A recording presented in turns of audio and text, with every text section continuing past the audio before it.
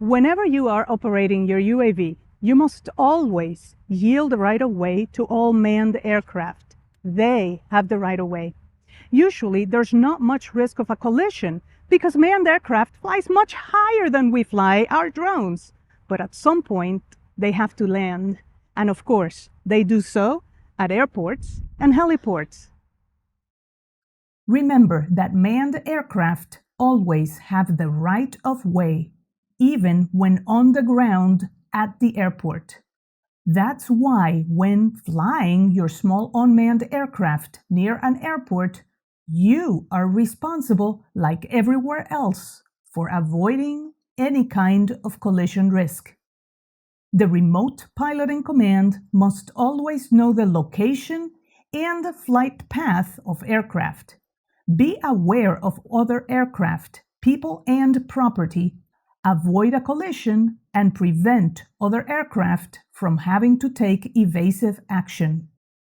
Avoid interfering with operations at the airport, and of course, you must yield right-of-way to all other aircraft.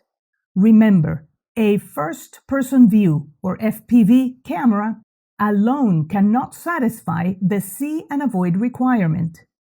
If you are flying near an airport, you must be aware of the traffic patterns and runways. So first, let's define what an airport is.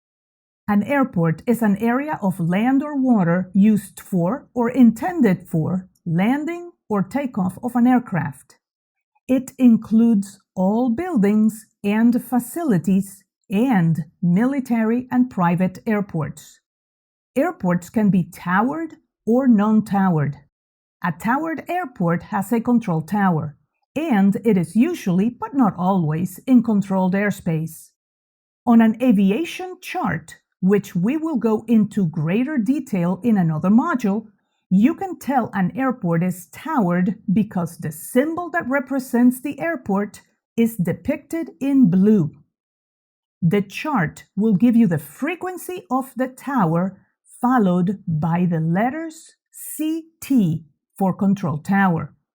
A non-towered airport, as its name indicates, does not have an operating control tower. You can tell an airport is non-towered because the symbol that represents the airport is depicted in magenta. For manned aircraft to communicate at airports that are non-towered, which again do not have a control tower, they need to get the right frequency. This is known as the Common Traffic Advisory Frequency, or CTAF. You can also see the CTAF frequency on the sectional of the aeronautical chart. In this case, we see the Dixon Airport, which is non-towered, and we see the CTAF frequency is 123.05.